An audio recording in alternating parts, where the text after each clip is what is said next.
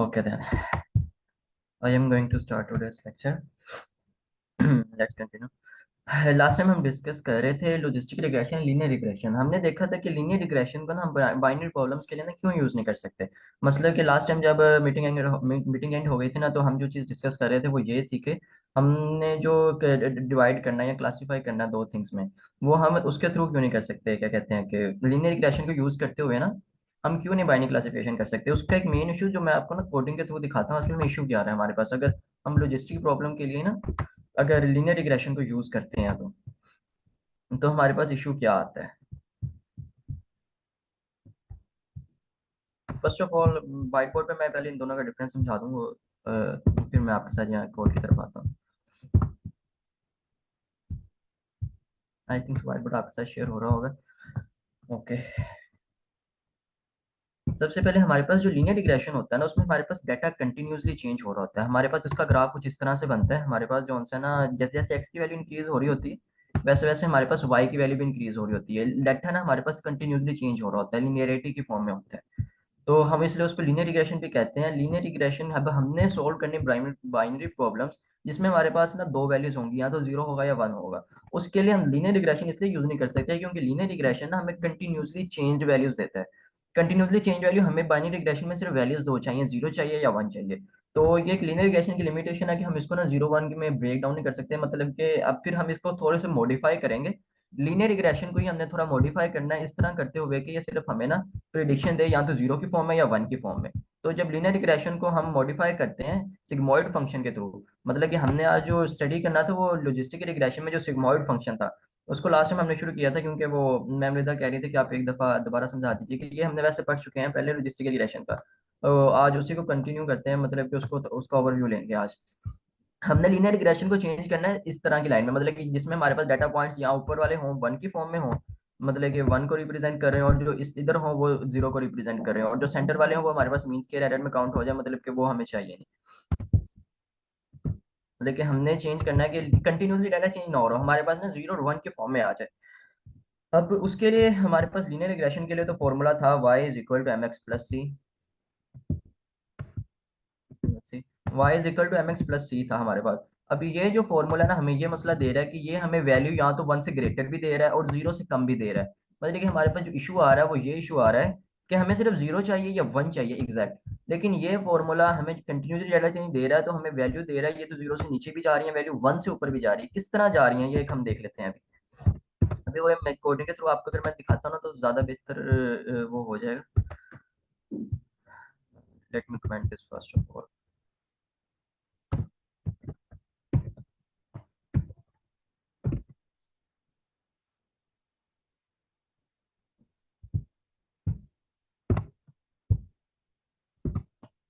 First of all पहले देख लेते हैं लॉजिस्टिक रिएक्शन से जब किया ना, ये हमारे पास ये प्रॉब्लम थी, ये हमारे पास डाटा सेट था जो लास्ट टाइम हमने एग्जांपल की थी।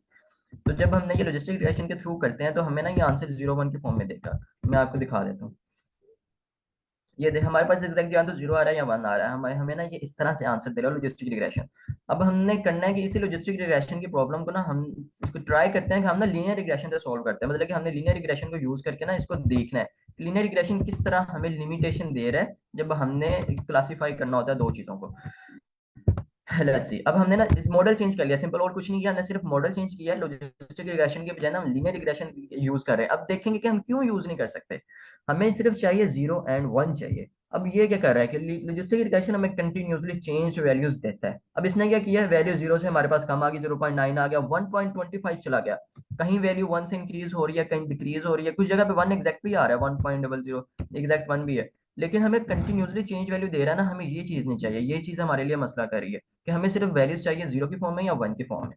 तो आज हम जो स्टडी करने जा रहे हैं वो ये कि इस लॉजिस्टिक रिग्रेशन लीनियर रिग्रेशन के साथ ऐसा हम क्या करें कि हमारे पास ये लॉजिस्टिक रिग्रेशन में कन्वर्ट हो जाए और हमें वैल्यूज देने लग जाए जीरो एंड वन की फॉर्म में। तो first of all let's move towards the lecture.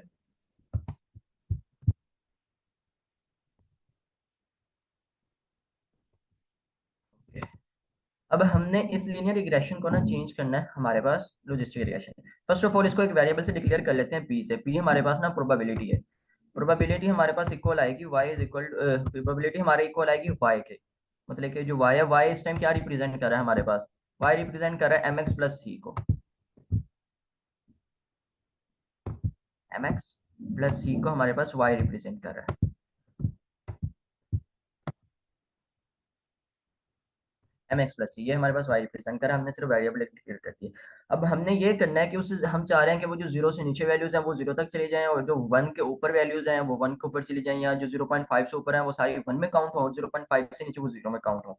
तो बेसिकली इस चीज के लिए हम क्या करते हैं, हम ओड्स यूज करते हैं, ओड मेथड है। ओड का एक फंक्शन है जो हम यूज करते हैं इस चीज को कंट्रोल करने के लिए। अब ये असल में ओड का फंक्शन है क्या चीज, ओड का अगर सिंपल अल्फाज में डिफाइन किया जाए ना, तो ओड हमारे पास क्या आता है, success of probability over failure of probability. मैं आपको यहाँ ड्रॉ करके भी दिखा देता हूँ। हमारे पास ओड असल में होता है कि ओड हमारे पास होता है सक्सेस ऑफ प्रोबेबिलिटी, मतलब कि वन।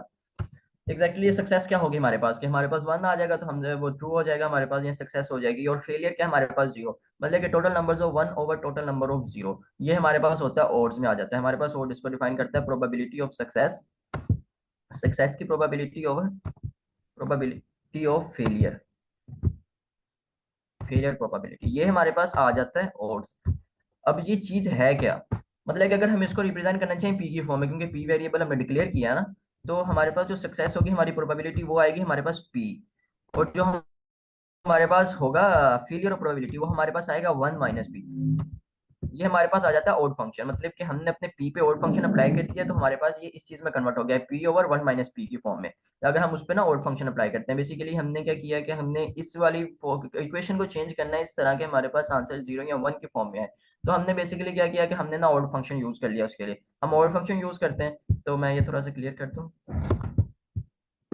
फॉर्मूला क्लियर करके लिख देते हैं। अब हमारे पास जो सा था ना ओड फंक्शन हमने यूज किया, तो हमारे पास जो इक्वेशन बन गई,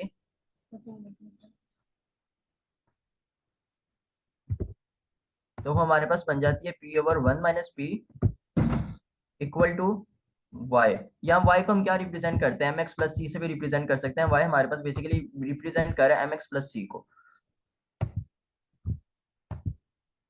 लेकिन यहाँ एक मसला और हो जाता है हमारे पास ना, जब हम ओड फंक्शन तो लगा दिया, अब मसला ये हुआ कि ओड फंक्शन ना हमारे पास कर क्या रहा है, ओड फंक्शन हमारे पास ले रहा है जीरो से अपवर्ड वैल्यू ले रहा है, मतलब कि हमारे पास सिर्फ पॉजिटिव इंटीजर्स ले रहा है। अब इशू ये आता है कि हमारे पास डाटा सेट में ना सिर्फ पॉजिटिव इंटीजर्स नहीं है, हमारे पास नेगेटिव इंटीजर भी है। जीरो जो हमारे पास डॉट फंक्शन लगाते हैं ना हम, इसने हमारे डाटा सेट को लिमिट कर दिया कि जीरो से लेके ना पॉजिटिव इन्फिनिटी तक आप कोई भी डाटा कोई भी वैल्यूज में ना तब ले सकते हैं जब वो जीरो से पॉजिटिव इन्फिनिटी तक स्टैंड करी हो। मतलब कि जीरो से जो नीचे वैल्यू होगी जीरो पॉइंट समथिंग, उस तरह की वैल्यूज के लिए ना ये हमारे पास डाटा सेट से वो वैल्यूज ही निकाल देता है, मतलब कि हमारे डाटा सेट को कम कर देता है। इससे क्या होगा, डाटा सेट की एक्यूरेसी कम होगी, डाटा सेट हमारे पास सही तरह नहीं रहेगा।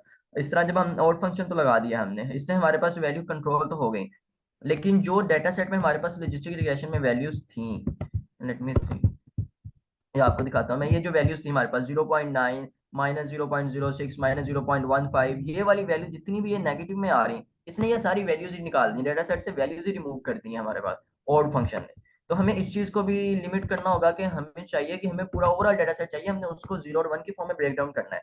मतलब आउट फंक्शन लगाया, आउट फंक्शन की हमारे पास ये लिमिटेशन आ जाती है कि ये हमारे पास जीरो से इन्फिनिटी तक दे रहा है, लेकिन हमें क्या करना है, हमें चाहिए नेगेटिव इन्फिनिटी से वैल्यू, कोई भी वैल्यू आए, नेगेटिव में आए या पॉजिटिव में आए, हमें वो नेगेटिव इन्फिनिटी से लेकर पॉजिटिव इन्फिनिटी तक हर वैल्यू को ना अपने डाटा सेट में एक्सेप्टेबल करवाना है। तो उसके लिए भी एक स्टेप है हमारे पास, उसके लिए हम क्या करते हैं, उसके लिए हम यूज करेंगे यहाँ लॉगरिथम फंक्शन। उसके लिए हम यहाँ लॉगरिथम फंक्शन यूज करेंगे। अब ये लॉगरिथम फंक्शन क्या है हमारे पास, लॉगरिथम फंक्शन बेसिकली और कुछ नहीं है, नेचुरल लॉग है हमारे पास ना। जब हम कहते हैं कि हमने प्रोबेबिलिटी का लॉगरिथम फंक्शन लगाना है, मिसाल के तौर पर ये हमने ना लॉगरिथम फंक्शन अप्लाई कर दिया इस पे,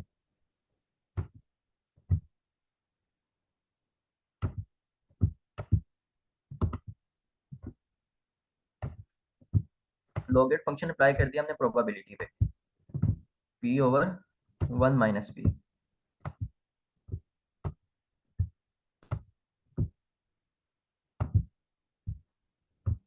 तो इस पे हमने लॉगरिथम फंक्शन अप्लाई कर दिया और ये इक्वल हमारे पास mx प्लस सी आ गया, यहाँ पे इसको y भी कह सकते हैं सिंपल, वरना आसानी के लिए यहाँ y लिख रहा हूँ मैं, वरना y रिप्रेजेंट कर रहा है हमारे पास mx प्लस सी को। लॉगरिथम फंक्शन प्रोबेबिलिटी का क्या है कि हमारे पास ना natural log of that value आ जाता है। लॉगरिथम फंक्शन क्या है और कुछ नहीं है, बस सिंपली आप कह सकते हैं कि हमने ना प्रोबेबिलिटी का नेचुरल लॉग लिया है, ln लिया है। यहाँ तक कोई कंफ्यूजन हो किसी को, कुछ ना समझ लगी हो? नो सर, सर ये तो हम पहले पढ़ चुके हैं, पूरी डेरिवेशन आपने करवाई थी ये वाली। यस एग्जैक्टली, असल में मैम रिता कह रही थी कि हमने अगेन करना है। वो कह रही थी हम्म, कि आप एक दफ़ा करवा दीजिएगा ये। आई थिंक सो वो अभी क्लास में नहीं है। ये सही तरीके से है, ये अच्छा है। बेसिकली आज सर मैंने करवाना था पॉलिनोमियल रिग्रेशन। तो इसको थोड़ा सा इसको देख के फिर पॉलिनोमियल रिग्रेशन की तरफ मूव ऑन करेंगे। ठीक है। ओके, हमारे पास इसका नेचुरल लॉग आ सर जाता है। मेरा क्वेश्चन था एक जी जी जी जैसे पूछें। मेरा क्वेश्चन था मतलब मैं थोड़ा सा लेट हो गई थी ज्वाइन करते हुए। आपने भी बताया जैसे कि ऑर्डर फिल्म लगाते हैं वैल्यूज को मतलब कंट्रोल तो हो जाती हैं, लेकिन वो लाइक जीरो से लाइक हमारी वैल्यूज फिर मतलब डाटा सेट हमारा कम हो जाता है, जिसकी वजह से मतलब हमारी एक्यूरेसी इतनी अच्छी नहीं होती, ठीक है। तो फिर जी आपने आपने ये मतलब ये लॉग का जो आप बता रहे हैं, ठीक है, जो प्रोबेबिलिटी का लॉग ले रहे हैं, तो आप ये बता रहे हैं कि हम और फंक्शन की बजाय मतलब हम इसको यूज करेंगे। No no no, odd function हमने अप्लाई कर दिया पहले। अब ओड फंक्शन के ऊपर हम लॉगेट फंक्शन अच्छा। अप्लाई कर रहे हैं ताकि हम नेगेटिव वैल्यूज को भी ले सके ना। अब हमारे पास आ सके नेगेटिव वैल्यूज भी। ओके ओके, बस ठीक है, मुझे ठीक, thank you. Basically load function तो हमने इसलिए अप्लाई किया था कि हमारे पास जो वैल्यूज है ना वो कंट्रोल में आ जाए, मतलब 0 एंड 1 की फॉर्म में आने लग जाए। लेकिन वो 0 1 की फॉर्म में सिर्फ उन वैल्यूज को लेके आया है कि जो हमारे पास थी, जीरो से लेके पॉजिटिव इन्फिनिटी तक लाई कर रही थी। लेकिन जो जीरो से डाउनवर्ड थी या नेगेटिव में वैल्यूज थी ना, वो उनको लेके नहीं आया था। ओड फंक्शन ये कर रहा था। अब हमने ओड फंक्शन को मॉडिफाई करना है लॉगेट फंक्शन के थ्रू कि हमारे पास ना नेगेटिव इन्फिनिटी से पॉजिटिव इन्फिनिटी तक जो भी वैल्यूज हैं वो सारी आने लग जाए। जी बिल्कुल ठीक। अब हमने नेचुरल लॉग तो अप्लाई कर दिया। आप देख रहे होंगे कि हमारे पास ना P over one minus P की फॉर्म है, लेकिन हमें सिर्फ ना प्रोबेबिलिटी चाहिए, मतलब कि हमें सिर्फ पी चाहिए। हमने इसके लिए हम क्या करते हैं कि हम ना एक्सपोनेंट का एक रूल इस्तेमाल करते हैं। आज का थोड़ा सा लेक्चर मैथ की तरफ मूव ऑन कर रहा है, तो लेकिन ये थोड़ी सी बस बेसिक लॉजिस्टिक रिलेशन के पीछे क्या आप ये समझ लीजिएगा। ओके, बेसिकली हमने करना है कि हमने ना एक्सपोनेंट का अप्लाई करना है इन बोथ साइड पे ना। हमने ना एक्सपोनेंट से मल्टीप्लाई करना है। एक्सपोनेंट से मल्टीप्लाई क्यों कर रहे हैं? ताकि हमें ना सिर्फ जस्ट जो पी हमें प्रोबेबिलिटी की वैल्यू चाहिए।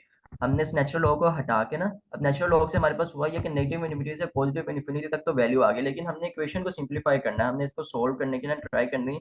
हमें सिर्फ प्रोबेबिलिटी की पी की वैल्यू चाहिए, जो पी का हमारे पास ना क्या फंक्शन बन के आता है।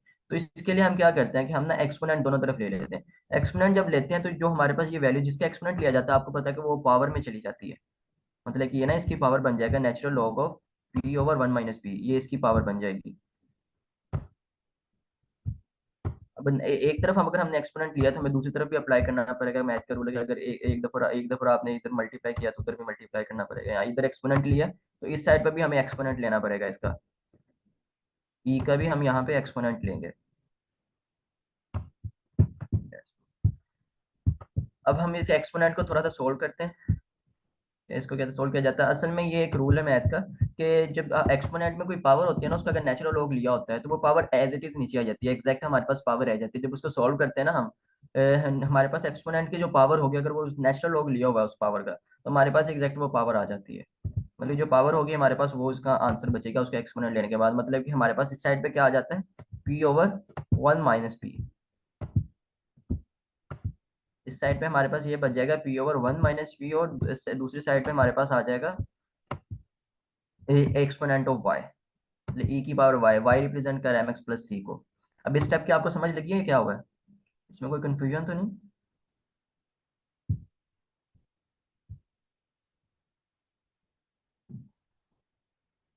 आई थिंक सो क्लियर होगा। अब हमने सिंपली ये करना है कि हमारे पास जो वन माइनस पी है ना, नीचे इसके साथ डिवाइड हो रहा है, हमने उस साइड पे जाके इसको मल्टीप्लाई करवा देना है। हम अब सिर्फ इक्वेशन को सिंपलीफाई कर रहे हैं अपनी प्रेजेंटेबल इक्वेशन बनाने के लिए जो हम यूज कर सकेंगे। तो हमने जब पी को उस साइड पे ले जाना है ना, तो हमारे पास साइड पे क्या रह गया, e Y. E and Y रह गया हमारे पास। ई वाई और इधर हमारे पास आ गया वन माइनस पी। अब इसको इसके बाद थोड़ा सा और सिंपलीफाई करेंगे हम,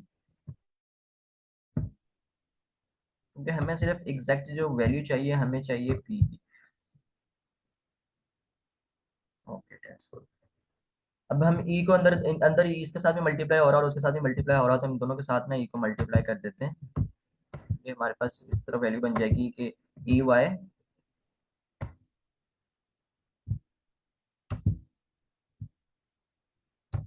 माइनस प्रोबेबिलिटी पी और ई वाई, ये ई अंदर में दोनों के साथ मल्टीप्लाई हो गया है। इसकी समझ लगी हो क्या आप लोगों को? अब हमने ये करना है कि हमने ना ये जो पी है, ई के साथ वाला पी, इसको खत्म करना है, क्योंकि हमें सिर्फ एक प्रोबेबिलिटी चाहिए। हमारी इक्वेशन में अभी भी दो पी आ रहे हैं, हमें सिर्फ प्रोबेबिलिटी की एक वैल्यू चाहिए जो हमने असल में फाइंड करना। असल में हम इक्वेशन बना रहे हैं पी के लिए, तो हम इसको थोड़ा सा ऐसे सिंप्लीफाई करेंगे कि जो इक्वेशन की जो राइट हैंड साइड है ना हमारे पास, इसमें पी खुद से मल्टीप्लाई भी कर देंगे और डिवाइड भी कर देंगे। प्रोबेबिलिटी खुद से हम मल्टीप्लाई भी करेंगे एंड उसको डिवाइड भी करेंगे खुद से, ताकि हमारे पास जो ये पी है ना ये खत्म हो सके। पी पी खुद से मल्टीप्लाई भी कर दिया हमने, डिवाइड भी कर दिया। ये मैथ का रूल है, जब आप चीज खुद से कोई मल्टीप्लाई करते हैं तो आपको उसको डिवाइड भी करना पड़ेगा।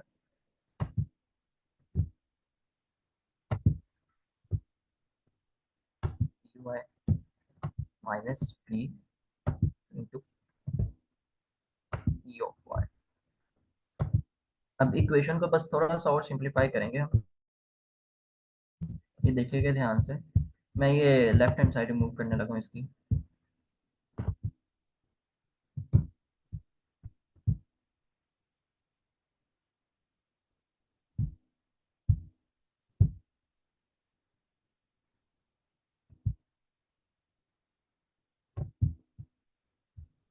ओके, हमारे पास इस साइड पे आ गया प्रोबेबिलिटी पी, एंड देन उस साइड पे ये आप देखिए कि पी हमारे पास जाके जब डिवाइड होता है ना इस पी के साथ, ये जो डिवाइड वाला पी है, मल्टीप्लाई वाला हमने ओवरऑल बाहर रखा हुआ है।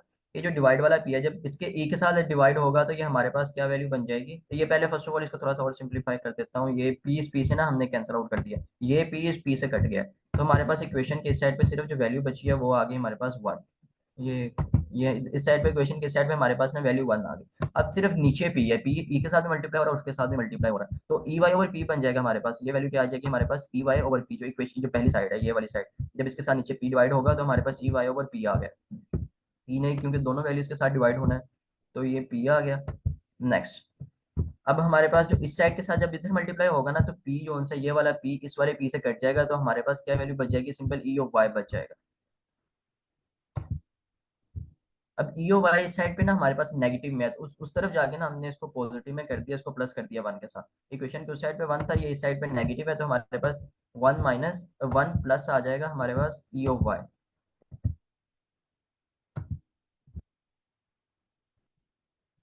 One plus E of Y आ गया, एंड देन इस साइड पे जो हमारे पास वैल्यू बची वो e of Y over P. अब हमने प्रोबेबिलिटी को उठा के उस साइड पे ले जाना और one over e over Y को इस साइड पे ले आना, e over Y over P. अब से हमारे पास एक पी आ गया ना, तो ये हमारे पास एक फाइनल इक्वेशन आ रही है, P equal to e of Y over one plus into e of Y.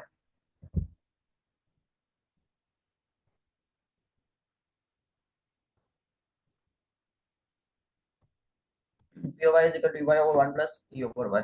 देखिए असल में हमारे पास ना ये इसकी इक्वेशन आ जाती है जो हमने की है फाइनल इक्वेशन, लेकिन इसको थोड़ा सा और मॉडिफाई भी कर सकते हैं, हम इसको भी यूज कर सकते हैं। लेकिन जब हमने कोड के थ्रू सेम इक्वेशन टाइप करनी है ना, तो ये वाला एक्सपोनेंट वाला थोड़ा मुश्किल हो जाएगा। इसको हम सिंप्लीफाई और भी कर सकते हैं कि यो वाई को अगर हम नीचे शिफ्ट कर देते हैं ना, तो हमारे पास एक सिंपल इक्वेशन बन जाती है इसकी। एक ये इक्वेशन आ गई हमारे पास, जो लॉजिस्टिक रिग्रेशन की इक्वेशन है बेसिकली। मतलब लीनियर रिग्रेशन को हमने मॉडिफाई कर दिया अपना लॉजिस्टिक रिग्रेशन में, कि हमें वो वैल्यू जो है ना जीरो और वन के फॉर्म में ना प्रिडिक्ट करेगा। बेसिकली ये वो फॉर्मूला है जिसके ऊपर ना हमारा लॉजिस्टिक रिग्रेशन वर्क करता है। जैसे linear regression Y is equal to M X plus C पे वर्क करता है ना, तो प्रोबेबिलिटी जो हमारे पास लॉजिस्टिक रिग्रेशन है वो e Y over one plus e Y पे वर्क करता है। इसमें वाई बेसिकली हमारे पास एम एक्स प्लस सी ही है, तो मतलब लॉजिस्टिक रिलेशन को यूज करने के लिए भी आपको एम एक्स प्लस सी पहले फाइंड करना पड़ेगा, फिर उसको एक्सपोनेंट लेना पड़ेगा, exponent of M X plus C over one plus exponent of M X plus C. एक ये फॉर्मूला है इसका। और अगर इस फॉर्मूला को हम थोड़ा सा और सिंप्लीफाई करते हैं, इसको हमने ना थोड़ा सा और सिंप्लीफाई करना है इसी फॉर्मूला को, तो हमारे पास सर एक एक इसका मिनट, एक और सर एक सिंप्लीफाई। मिनट, जी, एक मिनट आप इसको ये रहने दे एक मिनट। हाँ, ये जो अभी आप इरेज कर रहे हैं ना पी ओवर, हाँ बस ठीक है, बस ऊपर वाला बस। ओके। तो ये जो ऊपर वाला है ना पी, और मुझे ना बाकी थोड़ी इसमें समझ आ गई थी, मुझे ये समझ नहीं आई थी। आपने एक्सपोनेंट से पी और वन माइनस पी मतलब ई वो था ना, ये ऐसे था ना question, P I think so log of P. Exponent की पावर में नेचुरल लॉग ऑफ पी हाँ sorry, over one minus P. हाँ बिल्कुल। तो मतलब ये उससे इस वाली इस फॉर्म में कैसे आया था, ये जो आपने पी और वन माइनस पी लिखा हुआ है ना, जी। ये वाली क्वेश्चन मुझे यहाँ ये समझ नहीं आई, बाकी मुझे समझ आ गई थी सारी। ओके, मैं वो क्वेश्चन भी एक दफ़ा ना यहाँ बना देता हूँ, क्या क्या थी, फिर मैं आपको समझाता हूँ। एक्सपोनेंट था हमारे पास ई की पावर में natural log e over one minus P, ये असल में हमारे पास ये इक्वेशन थी, e over one minus P. और ये हमारे पास आ गया था equal to exponent of Y. अब इस इक्वेशन से ये इक्वेशन चेंज हुई थी, आप ये कह रही है ना आपको यहाँ से समझ नहीं लगी, लेकिन इस इक्वेशन से ये वाली कैसे बन गई। जी बिल्कुल। एग्जैक्टली असल में ना ये हमारे पास ना एक रूल है एक्सपोनेंट का। एक्सपोनेंट में जब कोई पावर होती है ना, जब उसका नेचुरल लॉग लेते हैं हम, एक्सपोनेंट की पावर का नेचुरल लॉग वही पावर एज इट इज आ जाती है हमारे पास आंसर में। मतलब कि जो पावर है ना पी, इसका नेचुरल लॉग लिया जा रहा है एक्सपोनेंट की पावर में, तो हमारे पास जो आंसर होगा वो एग्जैक्ट ये पावर आ जाएगी एज इट इज। ये असल में एक्सपोनेंट का एक रूल है, मतलब कि उसको सोल्व करने का। ये उसका एक शॉर्टकट मेथड है कि एक्सपोनेंट में जो हमारे पास पावर होती है, अगर उसका नेचुरल लॉग ले रहे हो ना हम, तो एग्जैक्ट वो पावर आंसर में हमारे पास आ जाती है। तो उससे हमारे पास ये इक्वेशन बन जाती है P over one minus P. Okay, got it, thank you. Okay ना प्रॉब्लम।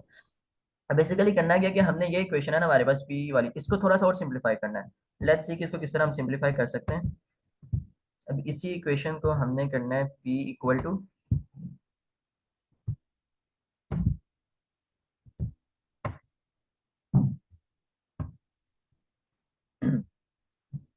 पी आ गया हमारे पास। अब ई वाई ऊपर हमारे पास ना पॉजिटिव में, आपको ये पता है कि जब ऊपर से वैल्यू नीचे की तरफ आती है तो हमारे पास उसकी ना पावर नेगेटिव में हो जाती है। मतलब कि हमने ये करना है कि वन ओवर, जब ई ओवर वाई को हम नीचे नीचे लेके आएंगे हमने, क्योंकि इसको और सिंप्लीफाई करना है ना ताकि एक प्रेजेंटेबल फॉर्म में आ जाए हमारे पास। तो ई की जो हमारे पास पावर होगी ना वो नेगेटिव में आ जाएगी, मतलब कि जो वाई होगा हमारे पास वो नेगेटिव हो जाएगा। और अंदर वाली जो वैल्यूज थी one plus E of Y वो वैसे ही रहेगा। अब इसको सिर्फ अंदर मल्टीप्लाई कर देना हमने ई ऑफ वाई को, तो हमारे पास ये और एग्जैक्ट सिंप्लीफाई होके एक फाइनल कंजेस्टेड फॉर्म आ जाएगी, जो हम लॉजिस्टिक रिलेशन के लिए मेनली यूज करते हैं, जो आपने मोस्टली देखी भी होगी। और अब जो हमारे पास प्रोबेबिलिटी बन गई है वो क्या बन गई हमारे पास, कि one over P is equal to one over e of Y, अंदर वन के साथ मल्टीप्लाई हुआ तो आंसर हमारे पास वही आ जाता है ई ऑफ ई की पावर माइनस वाई, ई की पावर माइनस वाई प्लस। अब ये देखिएगा कि हम ई की पावर नेगेटिव वाई और ई की पावर प्लस वाई, नेगेटिव और पॉजिटिव वाई हमारे पास कट होकर आंसर जीरो आता है, मतलब कि एक्सपोनेंट की पावर हमारे पास ना यहाँ जीरो बन जाएगी। और जीरो का मतलब होता है किसी की वैल्यू की जीरो पावर का मतलब क्या होता है, वन है, मतलब कि वो हमारे पास ना वैल्यू वन हो गई है। किसी की भी वैल्यू अगर जीरो हो तो वो हमारे पास वन हो जाता है। मतलब इसको मैं एग्जैक्ट उस फॉर्म में लिख देता हूँ जिस फॉर्म में ये प्रेजेंट किया जाता है।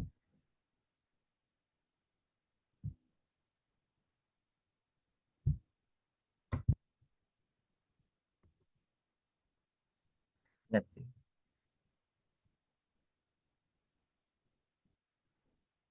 Probability equal to one over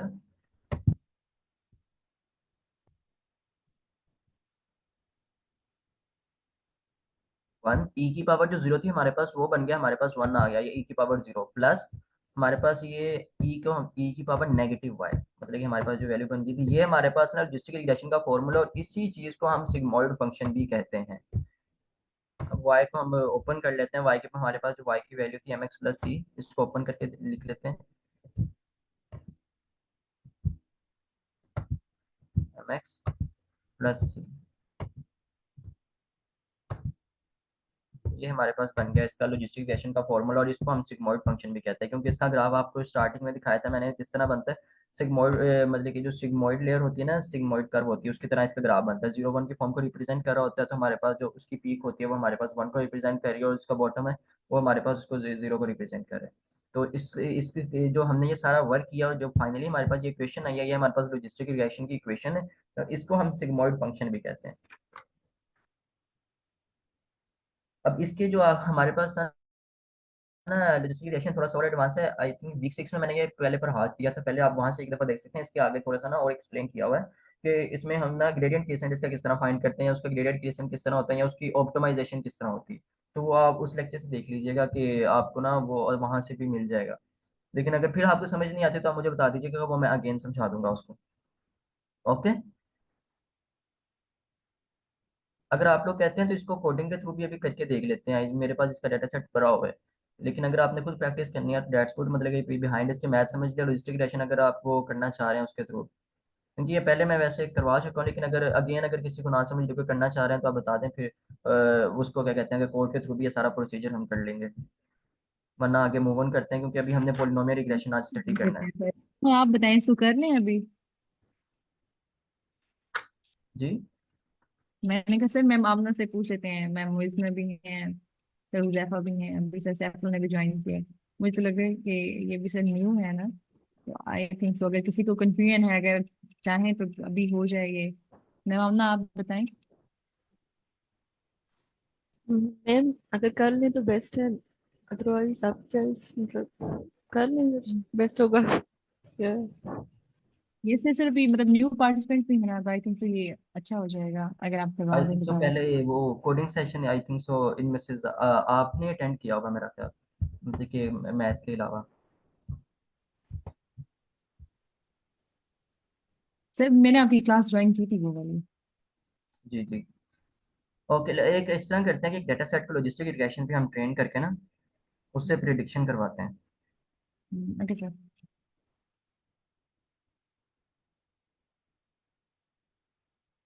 okay that's okay, code की तरफ मूव ऑन करते हैं।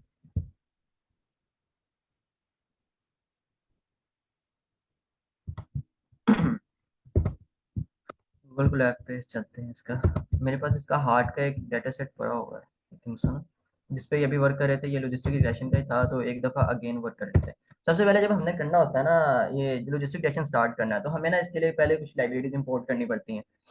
तो फर्स्ट ऑफ ऑल हमें जो पहली लाइब्रेरी चाहिए ना वो पांडास चाहिए, क्योंकि हमें जो डाटा सेट है ना उसको रीड करना है फर्स्ट ऑफ ऑल। हम पांडास को यूज करते हैं कि हमारे पास जो लाइब्रेरी है ना, पांडास हमारे पास क्या करेगी कि हमारे पास जो डाटा सेट है ना उसको इंपोर्ट करेगी, import pandas SPD.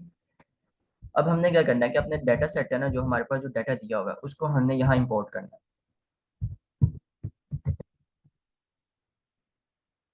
Read CSV करेंगे, क्योंकि ये हमारे पास सीएसवी फाइल है ना, ये हार्ड डॉट सीएसवी की, तो सीएसवी फाइल इसका first of all path copy करेंगे हम।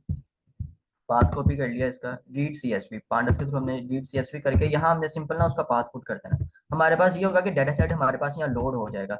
अब डाटा सेट को प्रिंट करवा के देख लेते हैं कि हमारे पास डाटा सेट असल में आया किस शेप में। डाटा डॉट हेड करके ये होगा कि हमारे पास पहली 5 रोज है ना डाटा की, वो हमारे पास प्रिंट करवा देगा। लेट्स सी,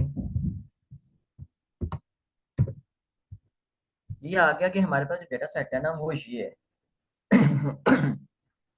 हमारे पास जो डाटा सेट है, अगर ये हमारे पास है कि ये हार्ड डॉट सीएसवी का डाटा सेट है, इसमें ये करना है कि प्रिडिक्ट करना है कि ये मुख्तलिफ फैक्टर्स हैं। अगर किसी पर्सन को ये फैक्टर है, किसी का कम है, किसी का ज्यादा है, इस तरह के फैक्टर्स में उसने हमारे पास क्या करना है कि प्रिडिक्ट करना है कि उस पर्सन को हार्ट अटैक है या नहीं है। जीरो हमारे पास रिप्रेजेंट कर रहा होगा कि हार्ट अटैक के उसके चांसेस नहीं है, हार्ट का पेशेंट नहीं है। जबकि हमारे पास जो है, जो दूसरी चीज है वो हमारे पास रिप्रेजेंट कर रही होगी वन। वन रिप्रेजेंट कर रहा होगा कि उसको हार्ट का पेशेंट है, उसको हार्ट का मसला है। बाकी ये कुछ फैक्टर्स थे, ये मेरे पास ऊपर लिखे हुए हैं, अगर किसी को समझना है एज का, जेंडर का, ये कोलेस्ट्रॉल लेवल, इस तरह के ये मेडिकल से रिलेटेड फैक्टर है। अगर ये समझना चाह रहे हैं, आई थिंक सो मेरे पास ये मैंने इनके स्ट्रक्चर बनाया था, आप वो एक दफ़ा देख लीजिएगा, आपको वो क्लियर भी हो जाएगा उसका। सो पढ़ा हुआ था यही मेरे पास, ये स्ट्रक्चर है हमारे पास। ये असल में वो जो फैक्टर है ना सीपी, हमारे पास चेस्ट पेन को रिप्रेजेंट कर रहा है, और जो हमारे पास ये है ट्रेस्ट बीपीएस, ये रेस्टिंग में आपका ब्लड प्रेशर कितना उसको रिप्रेजेंट कर रहा है, सीएचएल कोलेस्ट्रॉल लेवल, इस तरह शुगर लेवल आपका, क्योंकि ये सारे फैक्टर हैं जो हमारे पास डिपेंड करते हैं कि आपका हार्ट का पेशेंट है या नहीं है। ये वो सारे फैक्टर हैं जो हमारे पास ये बताएंगे कि पेशेंट जो है वो हार्ट का पेशेंट है कि नहीं, इसलिए ये फैक्टर्स का डाटा सेट की अंदर उन्होंने दिया हुआ है। अब हमने इससे प्रिडिक्ट करना है कि मुख्तलिफ फैक्टर्स हैं, इनके इसका हार्ट पे क्या इफेक्ट पड़ता है, ये हमने भी स्टडी करना है। तो इसके लिए हम मॉडल ट्रेन करेंगे फर्स्ट ऑफ ऑल, के मॉडल हमें प्रिडिक्ट करके बताएगा, इस डाटा सेट पे मॉडल ट्रेन होगा और वो हमें प्रिडिक्ट करके बताएगा।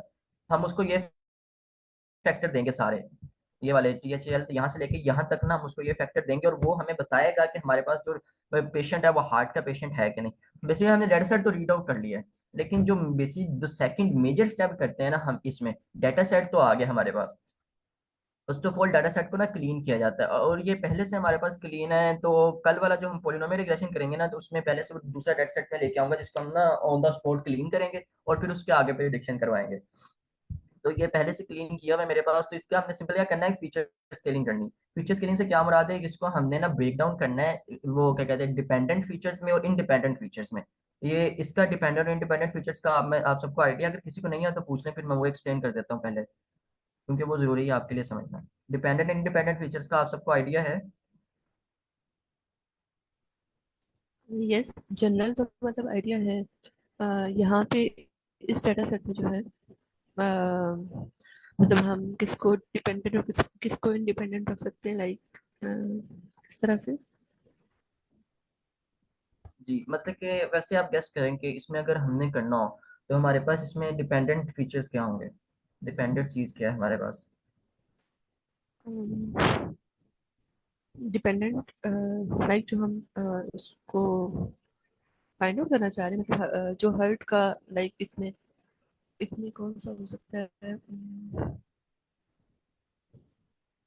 सर जैसे हाँ। ये स्टार्टिंग फैक्टर्स हैं, एज, सेक्स, सर इस पे डिपेंडेंट है। बाकी वो जो ये जो बाकी आई थिंक सो फैक्टर्स हैं वो हर बंदे का वेरी करता है, तो वो इंडिपेंडेंट वेरिएबल्स हो जाएंगे इस तरह से। No no no. नहीं, टारगेट भी तो मतलब सर, जी जी, exactly exactly, come on. Target जो है वो डिपेंडेंट होगा बाकी फैक्टर्स पे।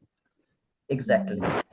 बेसिकली हमारे पास होता क्या है, डिपेंडेंट और इंडिपेंडेंट से क्या मुराद है, ये मैं चलिए थोड़ा सा क्लियर कर भी देता हूँ। आई थिंक सो कुछ न्यू होंगे तो उनको क्लियर हो जाएगा। हमारे पास जो असल में इक्वेशन क्या आती है, Y is equal to M X plus C है ना, जो हमारे पास बेसिक इक्वेशन है, ये यूज करते हुए ना थ्रू आउट मशीन लर्निंग आपकी इसी इक्वेशन पे बेस होती है। इसी को आगे मॉडिफाई किया जाता है मुख्तलिफ फैक्टर्स में ना, तो मुख्तलिफ रिग्रेशन बनती हैं। बेसिकली अगर डिपेंडेंट और इंडिपेंडेंट फ्यूचर कंसेप्ट समझना है ना, तो आपको यहाँ से समझना पड़ेगा कि हमने जो प्रिडिक्शन करवानी है ना, वो हमारे पास वाई है। मॉडल ने हमें जो वैल्यू प्रिडिक्ट करके देनी है ना, वो हमारे पास होगा वाई।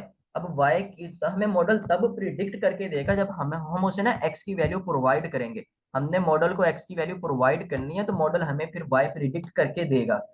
अब एक्स वैल्यू क्या है हमारे पास, एक्स हर वो चीज होगी जो हमारे पास प्रिडिक्शन नहीं है।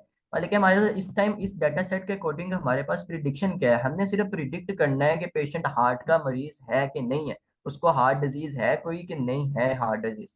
ये हमारे पास क्या है, ये हमारे पास वो प्रिडिक्शन है जो हमने मॉडल से करवानी है। अब इस ये आएगा हमारे पास वाई में, प्रिडिक्टेड वैल्यू में। अब वाई क्या है, वाई हमारे पास डिपेंडेंट फीचर है। किस चीज पे डिपेंड कर रहा है ये, इन सब फैक्टर्स पे डिपेंड कर रहा है कि किसी का कोलेस्ट्रॉल लेवल अगर हाई या बाकी सब फैक्टर नॉर्मल है, तो उसको हार्ट के चांसेस आ जाते हैं। अगर वो क्या कहते हैं, कोलेस्ट्रॉल लेवल नॉर्मल है लेकिन एज उसकी ज्यादा है, कुछ ज्यादा एज है, 70-80 साल है, तो फिर भी उस पर हार्ट का इफेक्ट हो सकता है। बाकी सारी चीजें नॉर्मल है, कोई एक चीज उसकी क्या कहते हैं कि अगर ये जो THLCH, अगर ये इसकी वैल्यू एक्सटेंड कर रही है, या उसका डायबिटीज लेवल इंक्रीज कर रहा है, तो एकदम बाजू का हार्ट अटैक सिर्फ डायबिटीज की वजह से ही आ जाते हैं। बाकी फैक्टर नॉर्मल है, कोलेस्ट्रॉल लेवल भी ठीक है। लेकिन मतलब कि ये सारे फैक्टर वो हैं जो इफेक्ट कर रहे हैं उस मरीज का कि वो हार्ट का पेशेंट है या नहीं है। ये फैक्टर क्या डिपेंड करेंगे, ये सारे फैक्टर मिलके इंडिपेंडेंट ये हमारे पास फीचर होंगे। ये सारे हमारे पास एक्स में आएंगे। जो हमारे पास प्रिडिक्शन है उसके अलावा जितनी वैल्यूज हैं वो सारी हमारे पास एक्स में आएंगी। एक्स रिप्रेजेंट कर रहा है हमारे पास इंडिपेंडेंट फीचर, ये खुद किसी पे डिपेंड नहीं कर रहे। ये असल में जो हमारे पास प्रिडिक्शन होगी वो इन पे डिपेंड कर रही होगी, ये खुद इंडिपेंडेंट है। जो हमारे पास प्रिडिक्शन है, टारगेट असल में यहाँ वैल्यू ली है हमारे पास, ये प्रिडिक्शन है, ये हमारे पास वाई होगा। ये डिपेंड कर रहा है इन सब फैक्टर्स पे। तो हमारे पास जो y है ये हमारे पास डिपेंडेंट होगा, किस चीज पे डिपेंड कर रहा है, x पे। और x क्या है हमारे पास, ये बाकी सारी वैल्यूज डाटा सेट की टारगेट के अलावा, टारगेट के अलावा जितनी सारी वैल्यूज होगी वो हमारे पास होगा इंडिपेंडेंट फीचर्स। अब हम मॉडल को इंडिपेंडेंट फीचर्स प्रोवाइड करेंगे, वो हमें फिर बताएगा पेशेंट हार्ट का मरीज है कि नहीं। अब हम ये सारी जो चीजें ना ये मॉडल को खुद प्रोवाइड करेंगे। जब मॉडल को प्रोवाइड करेंगे, मॉडल जिस डाटा सेट पे ट्रेन हुआ होगा वो उसके अकॉर्डिंगली हमें 0 या 1 के फॉर्म में एक प्रिडिक्शन देगा। तो आज हमने वही देखना है क्या होता है। डिपेंडेंट इंडिपेंडेंट कंसेप्ट आप सबका क्लियर है, इसमें कोई कंफ्यूजन हो? क्लियर है sir. Yes, clear. Okay, that's good. अब हमने सिंपल क्या करना है कि अपने डेटा सेट को ना डिपेंडेंट और इंडिपेंडेंट फीचर्स में ब्रेक डाउन करना है। तो इसके लिए भी हम ना पांडास को यूज करेंगे। हमारे पास जो पांडास की लाइब्रेरी है ना, ये हमारे पास कहेगा कि हमारे पास एक्स और वाई में सिंपली हमने ना इसको कन्वर्ट करना है अपने डेटा सेट को। तो हमारे पास एक्स में इस टाइम क्या वैल्यूज आएंगे, भी बता सकते हैं? अभी मैंने एक्सप्लेन किया था। एक्स में हमारे पास क्या वैल्यूज आएंगी? एक्स में टारगेट को छोड़ के बाकी सब, टारगेट को छोड़ मतलब के बाकी। टारगेट को एग्जैक्टली, ड्रॉप कर, या exactly, nice.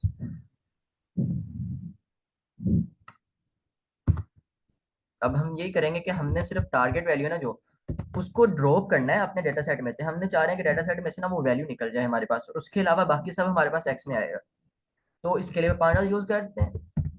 Data dot drop की कमांड हमारे पास क्या करेगी कि हमारे पास जो, हम इसको अंदर कमांड पास करेंगे ना, वो उसको ड्रॉप कर देगी डेटा सेट में से। ड्रॉप हमने अक्रॉस द कॉलम करना है, तो हमें उसके लिए उसका एक्सेस भी डिफाइन करना पड़ेगा। मतलब कि हमने सिर्फ टारगेट को ड्रॉप करवाना है यहाँ से। एक्स डॉट ड्रॉप हमारे पास ये टारगेट इधर करके हम उसका ना एक्सिस डिफाइन करते हैं। वन एक्सिस का मतलब होता है कि cross the column, axis is equal to one. इसका क्या मतलब होगा कि ये टोटल जो पूरा कॉलम होगा हमारे पास डेटा सेट में से, आपने ये रिमूव कर देना। अब इसको चेक भी करते हैं कि हमारे पास डेटा सेट में से रिमूव हो चुका है कि नहीं, एक्स में हमारे पास क्या वैल्यूज आई हैं। Let's see. अब देखिएगा कि हमारे पास टारगेट के अलावा ना एक्स में बाकी सारी वैल्यूज आ गई, मतलब कि हमारा जो इंडिपेंडेंट फीचर है वो हमारे पास रेडी हो चुका है। जो अब हमने क्या करना है कि अब सिर्फ हमने डिपेंडेंट फीचर में एक वैल्यू लेनी है जो हमारे पास होगी टारगेट की वैल्यू। मतलब कि हमारे पास अब जो y आएगा, y हमारे पास क्या करेगा कि हमें ना टारगेट की एक वैल्यू लेनी है। ये भी उसके कहते हैं कि सिंपल स्लाइसिंग है ये डेटा सेट की ना, स्लाइसिंग। जैसे कि आपने वो स्लाइसिंग की होगी लिस्ट में, सिंपल वही स्लाइसिंग की हुई है कि अब हमने इसमें सिर्फ टारगेट की वैल्यू ले लेनी है। अब y में हमारे पास क्या होगा, y हमें सिर्फ रिप्रेजेंट कर रहा होगा टारगेट की वैल्यू। तो अब हमारे पास डेटा सेट ना रेडी हो चुका है कम्प्लीटली। असल में ये देखिएगा, ये हमारे पास जीरो जीरो था ना पहले 5 कॉलम्स में, जो जीरो पेशेंट नहीं था। तो ये वाई हमारे पास रिप्रेजेंट कर रहा है असल में हमारे डाटा सेट को, वो इंडिपेंडेंट फीचर्स को, कि उनके अगेंस्ट वैल्यूज का ही है। और ये हमने ना सुपरवाइज का कंसेप्ट लिया हुआ है। तो अगर इसको समझना है तो आपका वो कंसेप्ट क्लियर होना चाहिए कि पहले ये हम काम कर क्या रहे हैं, सुपरवाइज डाटा पे लर्निंग करें। सुपरवाइज में हमारे पास ये होता है कि डाटा सेट ना मॉडल हमारे पास ना लेबल डाटा पे ट्रेन होता है। तो अगर आपको वो नहीं पता तो आप स्टार्टिंग वाला वो लेक्चर ले लेते, उसका अगर बेसिक कंसेप्ट होगा ना तो आप वो ये समझ लेंगे। आप में से किसी को कंफ्यूजन तो नहीं है ना सुपरवाइज में, या जो वर्क कर रहे हैं ये किस डाटा सेट पे कर रहे हैं, किसी को मतलब कि ना आइडिया इसका?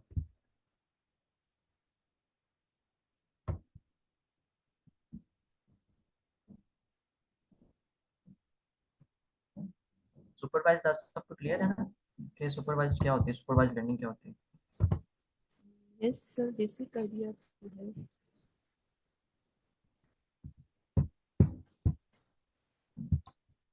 ओके। अब सिंपली हमने क्या करना है कि हमने ना ट्रेन टेस्ट स्प्लिट के थ्रू ना अपने डाटा सेट को ट्रेनिंग और टेस्टिंग डाटा में ना ब्रेक डाउन करना है। ट्रेनिंग और टेस्टिंग डाटा में ब्रेक डाउन क्या करते हैं कि हम मॉडल ट्रेन करके ना उसके बाद उसे टेस्ट भी कर सकें कि मॉडल कितने एक्यूरेट है, हम उसकी एक्यूरेसी फाइंड कर सकें बेसिकली ना, इसके लिए हम यूज करते हैं ट्रेन टेस्ट स्प्लिट। तो उसके लिए भी हमने लाइब्रेरी इंपोर्ट करनी पड़ेगी, हम उसको एसक्यूएल से इंपोर्ट करते हैं,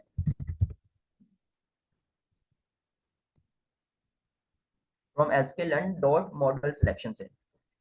एसक्यूएल डॉट मॉडल सिलेक्शन हमारे पास होता है, यहाँ से हमने इंपोर्ट करना होता है ट्रेन टेस्ट स्प्लिट को। Train test split. अब ये लाइब्रेरी हमारे पास क्या करेगी, हमारे डाटा सेट को ना ट्रेनिंग और टेस्टिंग डाटा में ब्रेक डाउन कर देगी। मतलब एक्स एंड वाई को जब हम इसको पास आउट करवाएंगे ना, वो हमारे पास क्या करेगी कि उसको ट्रेनिंग और टेस्टिंग डाटा में हमारे पास ब्रेक डाउन कर देगी। अब हमने ये स्टेप क्यों किया है, ट्रेनिंग और टेस्टिंग में ब्रेक डाउन क्यों करना है, ताकि हम मॉडल की एवेल्युएशन भी कर सकें कि मॉडल ट्रेन तो हो चुका है, लेकिन वो ट्रेन हुआ है कितने एक्यूरेट है, उसकी एक्यूरेसी क्या है, मॉडल कितनी हमें एक्यूरेट प्रिडिक्शन दे रहा है। इस चीज के लिए हमने क्या करना है कि हमने डेटा सेट को ट्रेनिंग और टेस्टिंग में ना खुद से सेपरेट कर देना है। तो ट्रेन टेस्ट स्प्लिट का कुछ जो स्ट्रक्चर है, मतलब कि ये स्ट्रक्चर आपको इसलिए एज इट इज इसी तरह याद रखना पड़ेगा कि हमारे पास जो पहली वैल्यू आती है ना, वेरिएबल डिक्लेयर करें हम अभी सिर्फ, हमारे पास जो पहली वैल्यू आएगी वो एक्स ट्रेन की आएगी, एक्स ट्रेन, और एक्स टेस्ट आएगा हमारे पास। ये सिंपली और कुछ नहीं, सिर्फ वेरिएबल के नेम है, इसको आप कुछ भी रख सकते हैं, लेकिन आसानी से समझ आ जाए इसलिए वेरिएबल का नेम ये रखा है कि असल में ये ट्रेनिंग डाटा है और टेस्ट डाटा है। तो ये हम इससे हमें क्लियर हो जाएगा, एक्स ट्रेन एस टेस्ट। अब सिंपली अब और एक वाई ट्रेन और वाई टेस्ट होगा हमारे पास। ये असल में टेस्ट एंड स्प्लिट का अपना स्ट्रक्चर है।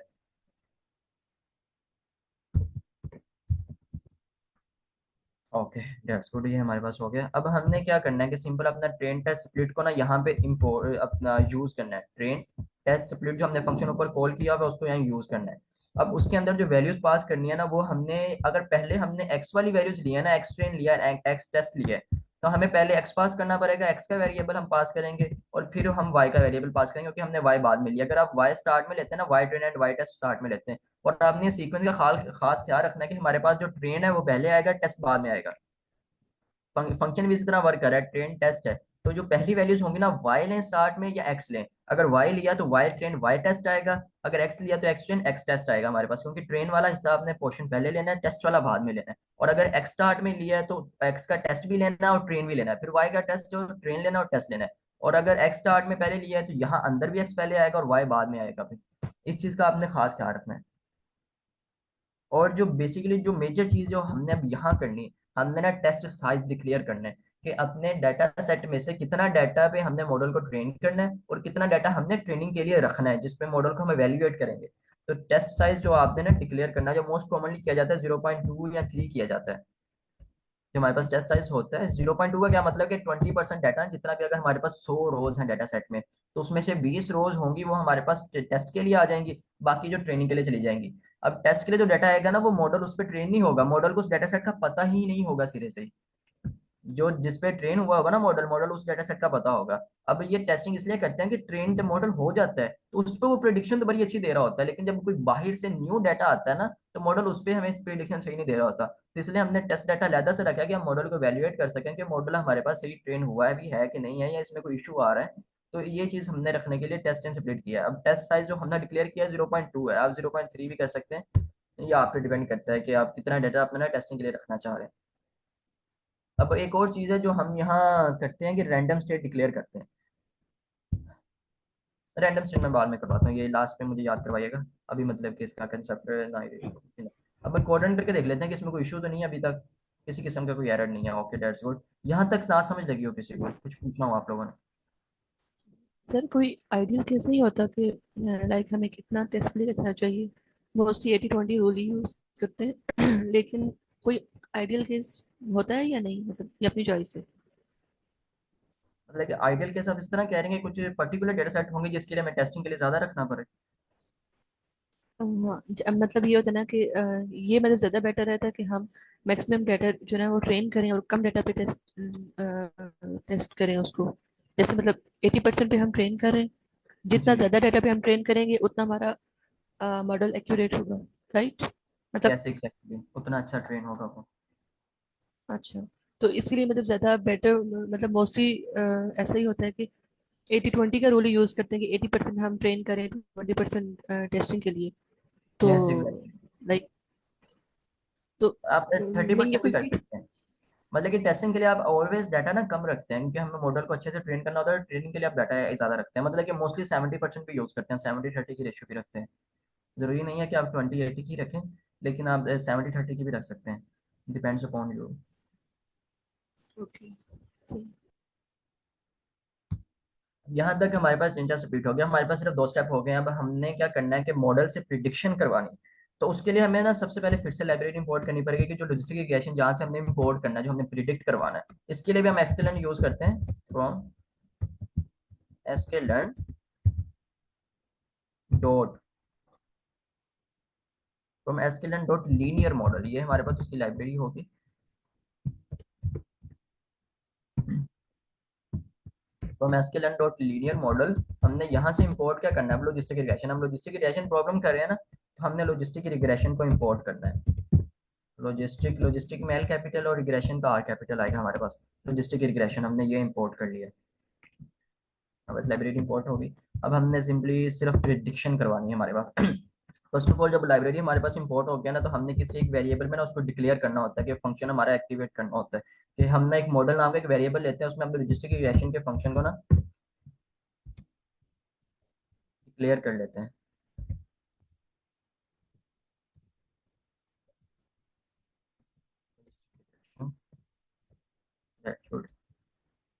मॉडल में सबसे पहले हमने इसको इंपोर्ट करना होता है, अपनी फंक्शन को ना कॉल करना होता है। ओके। अब हमने अपने ना जो डाटा सेट हमने रेडी कर लिया, यहाँ से ऊपर तक हमारा सिर्फ डाटा सेट रेडी हुआ है, तो हमने अपने मॉडल को ना डाटा सेट पे ना फिट करना होता है, कि हमने अपने मॉडल को वो डाटा ना देना होता है, मतलब कि जो हमारे पास जिस पे हमने डाटा सेट जो रेडी किया है उसको मॉडल के साथ फिट करना होता है।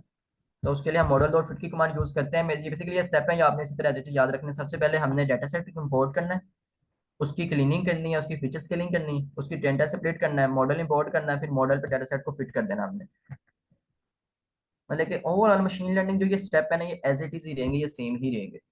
ऑप्टिमाइजेशन के लिए आपके पास एक्स्ट्रा लाइब्रेरीज आएंगी, लेकिन ये मेजर स्टेप है, ये ऐसे ही रहने हैं, और इनके बगैर आप ना प्रिडिक्शन नहीं करवा सकते। मतलब कि असेंशियल स्टेप है, ये आपको करने ही पड़ने हैं, आपने मशीन लर्निंग में प्रिडिक्शन करवानी है तो। अब हमने इसकी फिटिंग किस पे करवानी है, आइडिया हो आप लोगों का, मतलब गैस करना चाहे। हमने मॉडल को ना ट्रेन करवाना है, तो किस चीज पे ट्रेन करवाएंगे हम?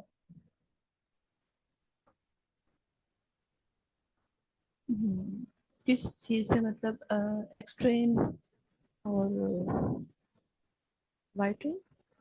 Yes, exactly exactly, excellent. हमने ट्रेनिंग डाटा पे ना मॉडल को ट्रेन करवाना है, मतलब टेस्टिंग के लिए तो हमने साइड पे रखा हुआ है। अब ट्रेनिंग में से भी क्या लेना है, हमने एक्सटेंड एंड वाई ट्रेन पे उसको ट्रेन करवाना है। मतलब कि अगर एक्स आएगा तो फिर उसके अकॉर्डिंगली वाई आएगा। अब हो क्या रहा है, अब मॉडल ट्रेन हो रहा है ना, उसके पास क्या जाएगा कि एक्स की वैल्यूज जाएंगी, जो हमारे पास 7 8 वैल्यूज थी एक्स की, और उनके अगेंस्ट एक आंसर जाएगा वाई में। वाई ट्रेन में हमारे पास क्या स्टोर है, 0 या 1। 0 1 स्टोर है ना सिर्फ हमारे पास वाई में, और एक्स में हमारे पास वो मुख्तलिफ फैक्टर्स जो हमने डेटा सेट में देखे थे वो स्टोर है। अब जाएगा उसके पास मॉडल के बाद, मॉडल ट्रेन हो रहा है, ये सारे फैक्टर्स इनकी ये वैल्यूज हैं। अगर ये वैल्यूज होंगी तो हमारे पास आंसर क्या देना तुमने, 0। और ये वैल्यूज होंगी तो आंसर 1। अब उस पे मॉडल ट्रेन हो रहा है, खुद को ट्रेन कर रहा है अपने डेटा सेट पर। जितनी वैल्यूज होगी, हर वैल्यू जाएगी, हर एक्स के अगेंस्ट एक वाई जाता है, हर एक्स के अगेंस्ट एक वाई स्टोर है, उसका आंसर भी साथ जाता है। हम उसको वैल्यूज भी दे रहे हैं और साथ आंसर भी बताएं कि ये आंसर होगा, ये वैल्यूज होंगी तो ये आंसर होगा, 0 होगा कि 1 होगा। अब एक्सटेंड एंड वाई ट्रेन पे हमने उसको मॉडल को फिट कर देना है हमारे पास, एक्सटेंड एंड वाई ट्रेन। जहां तक ना मॉडल हमारे पास फिट हो गया, अब इसको रन करके देख लेते हैं, इसमें कोई इश्यू तो नहीं आ रहा हमारे पास। ओके जी, इन्होंने बता दे के साथ बता भी रहे हैं कि लॉजिस्टिक रिग्रेशन हमने ना इंपोर्ट किया, लेकिन यहाँ तक ना हमारे पास मॉडल ट्रेन हो चुका है। अब सिर्फ हमने क्या करना है कि हमने सिर्फ प्रिडिक्शन करवानी है मॉडल से। मॉडल से हमने सिर्फ प्रिडिक्शन करवानी है, तो उसके लिए एक वेरिएबल वाई प्रिडिक्ट करते हैं, वाई लेते हैं हमारे पास। Okay that's good. Oh, Y predict हमने एक वेरिएबल डिक्लेयर कर लिया। अब हमने इसमें क्या करना है कि मॉडल डॉट प्रिडिक्ट करना है, ये हमें ना उसकी वैल्यू प्रिडिक्ट करके देगा। मॉडल डॉट प्रिडिक्ट किया हमने। अब हमने इसके अंदर ना अपना टेस्ट के लिए डाटा पास करना है। अब जो हमने टेस्टिंग के लिए डाटा रखा था, मतलब हम इसमें जो वैल्यू देंगे ना, वो मॉडल प्रिडिक्ट करके देगा हमें। हमने ट्रेन तो कर लिया मॉडल, अब हमें जरूरत पड़ेगी टेस्टिंग डाटा की। अब हमने यूज करना है यहाँ टेस्ट डाटा। अब यहाँ पे अगर हम एक्स टेस्ट यूज करते हैं,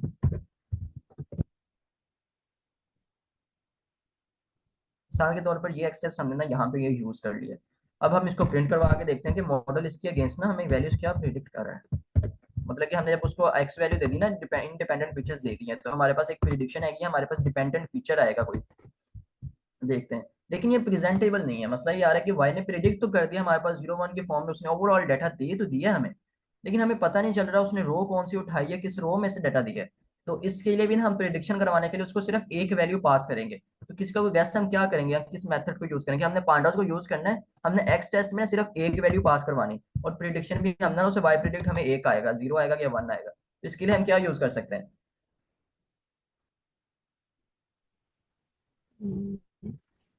लाइक आप उस डेटा सेट में से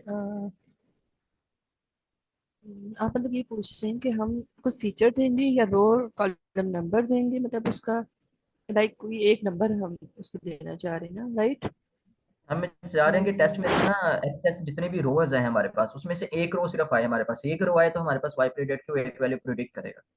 तो कोई मेथड हो आपके पास, मतलब कि हमने अभी भी इसमें यूज किया है, इस डाटा सेट में ना हमने एक मेथड यूज किया था, वो मेथड यहाँ लगना है। तो आइडिया आपको हो कि कैसे हो कि हम क्या यूज कर सकते हैं? पांडास को यूज करते हुए हमने यहाँ ऐसा कुछ करना है कि हमारे पास जो एक्स टेस्ट है ना, वो सिर्फ एक रो रह जाए। मतलब हाँ, स्लाइसिंग करके कुछ ऐसा ना, पता नहीं, मुझे ऐसा लग रहा है जैसे मैं ना खुद से बोल देने के बाद। एक मिनट, मैं जिस को बता दो, बता दें, सोच को तुरंत देखते हैं क्या। ओके, वैसे कैसे करें, कोई बात नहीं है इसमें। अभी हमने ना हेड की कमांड एक यूज की थी, मैं आपको थोड़ा सा हिंट देता हूँ। हेड की कमांड ने क्या किया था हमारे पास, कि अगर हम उसके अंदर कोई वैल्यू पास नहीं करते ना हेड के अंदर, तो वो हमें पहली 5 रोज प्रिंट करके दे रहा था। तो कुछ ऐसा करें हेड की कमांड के साथ कि हमें सिर्फ एक रो ही दे वो। वन। वन देंगे आप, पहली रो होगी। हमने टेस्ट डाटा तो अपना खराब नहीं करना ना, तो उसके लिए हमने एक नया वेरिएबल डिक्लेयर कर दिए टेस्ट के नाम से। अब देखते हैं कि टेस्ट में हमने क्या करना है। हमने एक्स टेस्ट का हेड लेना है, एक्स टेस्ट में से जितने भी हमारे पास एक्स टेस्ट में जितना डाटा होगा, हमने क्या करना है, X test dot head. Head में अब वन पास करेंगे, वो क्या करेगा कि टेस्ट की जो जीरो कॉलम होगा ना, हमारे पास जीरो रो होगी, हमारे पास वो ले लेगा चेकिंग के लिए। समझ लगी इस चीज की क्या कह रहे हैं हम। एक्सेस डाटा था ना हमारे पास, इसमें 15 हम्म। रोज थी अगर, तो डॉट हेड वन की कमांड ने क्या किया कि जो पहली रो थी ना हमारे पास, सिर्फ उसको उठा लिया टेस्ट के लिए। जी। इससे प्रिडिक्शन करवाते हैं, तो ये भी हमारे पास कोई हमें पता नहीं चल रहा कि हमारे पास रो कौन सी। प्रिडिक्शन तो करती है जीरो है, मतलब कि हार्ट का पेशेंट नहीं है, लेकिन डाटा सेट में से रो कौन सी ली है। इसके लिए क्या करेंगे हम, हमें ये पता करना है कि उसने डाटा सेट में से असल में रो उठाई कौन सी है, टेस्ट में से कौन सी रो ली है।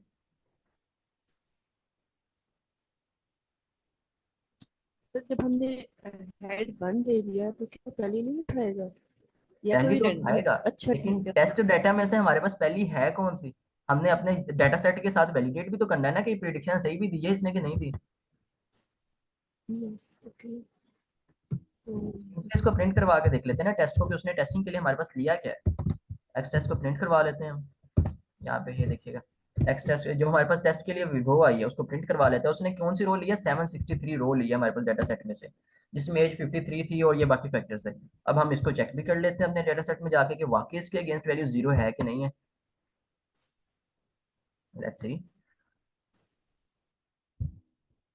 आपने पहले पांडा से डील किया हुआ है ना, मतलब कि पांडास की जो लाइब्रेरी के पाइथन का एक मॉड्यूल है। अगर किसी को कंफ्यूजन हो तो उसके लिए मैं बता रहा हूँ कि जो पांडास है ना हमारे पास, ये एक मॉड्यूल है पाइथन का। ये हार्ड डॉट सीएसवी की फाइल है हमारे पास। इसको ओपन कर लेते हैं जब तक ये ओपन होती। यहाँ तक किसी को कंफ्यूजन हो, मतलब कि इसने जो प्रिडिक्शन किया या किसी को ना समझ लगी हो किस तरह करवाना है, कोई भी स्टेप आपको ना समझ लगा आप लोग पूछ सकते हैं।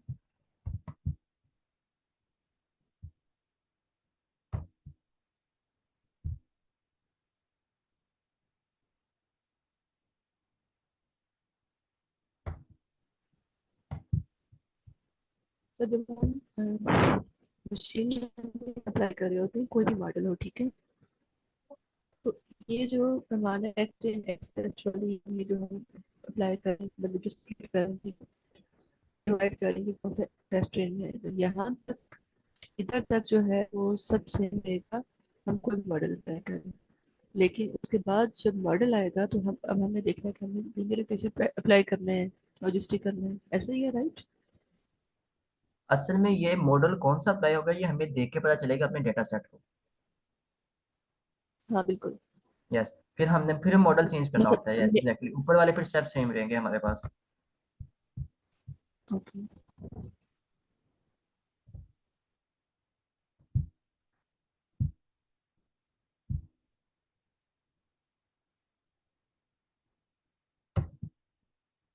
असल में ये वाली रो आएगी हमारे पास ना, क्योंकि वो ऊपर वाली जो फर्स्ट टू रोज है ना वो कॉलम से कट हो जाती है। ये सिंपल हमें ना 63 बता रहा है, तो मतलब कि दो स्टेप हमें आगे चेक करना पड़ेगा 65 पे।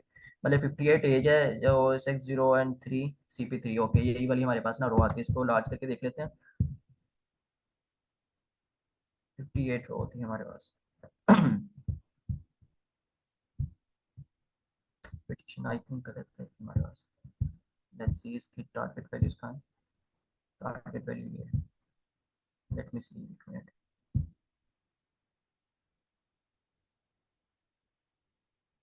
ओके यार, हमारे पास इधर वैल्यू वन आ रही है, मतलब कि यहाँ से प्रिडिक्शन हमारे पास ना उसकी गलत आई है। ओके, मॉडल की प्रिडिक्शन गलत आई। लेट्स सी, वन नहीं प्रिडिक्ट किया, सॉरी, वो पहले जीरो किया था इसने, नहीं। ओके ओके, ये मैं रैंडम वाला भूल गया, मतलब रैंडम स्टेट लगाई नहीं थी मैंने। ओके, मतलब ये डाटा सेट है ना हमारे पास, वैल्यू वन थी, सही दिया उसने आंसर। हमारे पास जो प्रिडिक्शन है ना वन आई है हमारे पास। ये जो वी जो बाई प्रिडिक्टर है, ये हमारे पास प्रिडिक्शन की वैल्यू, ये हमारे पास वन आई है इस डाटा सेट के अगेंस्ट। जो हमारे पास हमने डाटा सेट में भी देखा है कि टेस्टिंग के लिए जो डाटा हमें लिया था ना, इधर भी वैल्यू हमारे पास वन ही है इस कॉलम में। जब ये सारी चीजें दी थी ना हमने, अब ये इस डाटा सेट को मॉडल नहीं जानता, मॉडल इस पर ट्रेन नहीं हुआ, ये हमने जनरल वैल्यूज दी हैं। लेकिन उसने पिछला पैटर्न स्टडी करके हमारे पास प्रिडिक्शन दिया कि वन है, मतलब कि जो ये वाली फैक्टर्स है ना, जो पेशेंट है वो हार्ट का डिजीज उसको है, इसने ये प्रिडिक्ट किया है हमारे पास। अब देखना, अब इससे करेंगे ना हम, हर दफा जब भी कोड रन करेंगे हमारे पास ना एक नई वैल्यू आती है। अब 212 पे चला गया है, मतलब कि जो टेस्टिंग के लिए डाटा ले रहा है ये रैंडम उठा रहा है, कहीं से भी उठाई जा रहा है डाटा। इस चीज को फिक्स करने के लिए अगर आप कोई ऐसा नहीं चाहती तो आपने यहाँ रैंडम स्टेट डिक्लेयर करनी है कि हमारे पास जो रैंडमनेस हो डाटा की वो कितनी हो। रैंडम स्टेट क्या करेगी हमारे पास कि अगर आप इसको 34 वैल्यू देते हैं ना, 34 100 तक ये वेरिएट करती है, 1 से लेकर 100 तक।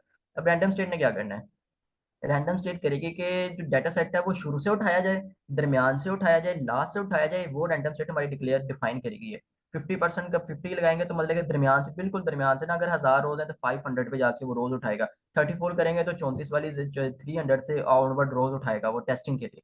असल में टेस्टिंग के लिए रोज जो हमने उठानी है वो कहाँ से हो, हमारे डाटा सेट में से। तो ये रैंडम स्टेट उसको डिफाइन करते हैं। रैंडम स्टेट आपने 34 कर दी है ना, हर दफा हमारे पास आंसर अब एक ही आएगा। तो 307 वाली रोज उठाइए ना, अब अगली दफा कोड दोबारा रन करें, 307 वाली रो ही आएगी हमारे पास, ये रो नहीं चेंज होगी। टेस्टिंग के लिए डाटा उसने एग्जैक्ट जिस पोजीशन से उठाया वही रहेगा। अगर रैंडम स्टेट डिक्लेयर नहीं करते तो हर दफा एक न्यू स्टेट पे जाके हमारे पास ना रैंडम डाटा उठाएगा वो। ये क्लियर है आप सबको?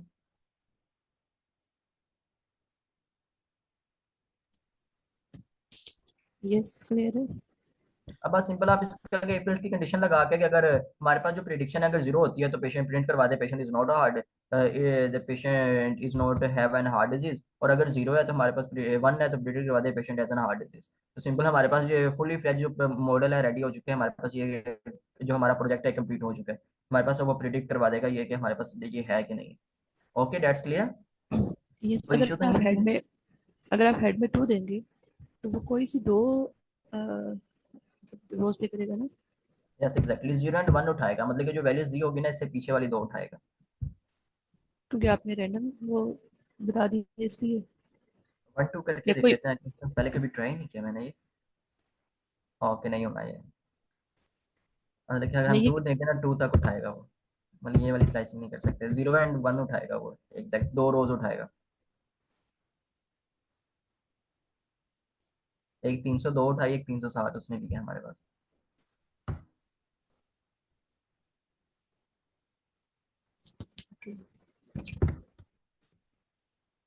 इसका भी कोई मेथड देखता हूँ मैं, अगर हमने कहीं से भी टेस्ट डेटा में से एक रो उठानी है। लेट्स सी, स्लाइसिंग करके देखते हैं।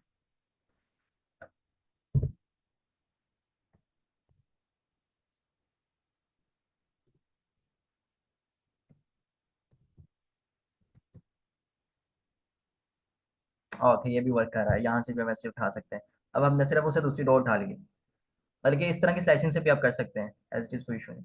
अब यहाँ पे अगर आप 0 दे दें उसे और आगे 1 कर दें तो फिर से वही 307 वाली रो जो उठा लेगा हमारे पास वो आ जाएगी। Is it clear?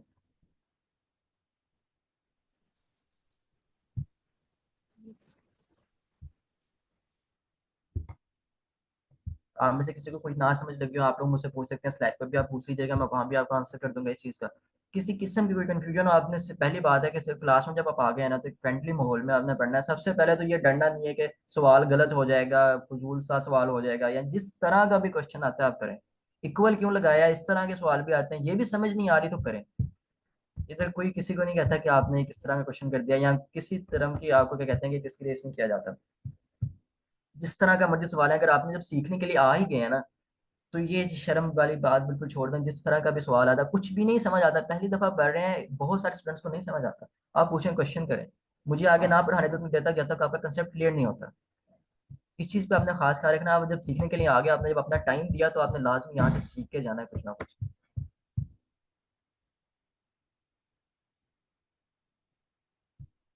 Okay then ma'am, आज या फिर वो क्या कहते हैं कि क्लास ओवर एंड करते हैं, अगर किसी का कोई क्वेश्चन नहीं है तो। Yes, yes sir, thank you so much sir. इंशाल्लाह कल इंशाल्लाह मिलते हैं sir. Sorry sir, I was on call. Okay, okay, no problem at all. Okay then, thank you thank sir. You very much for all of you coming. Thank you everyone, अल्लाह नाइस, हाफिज। अल्लाह हाफिज। यस।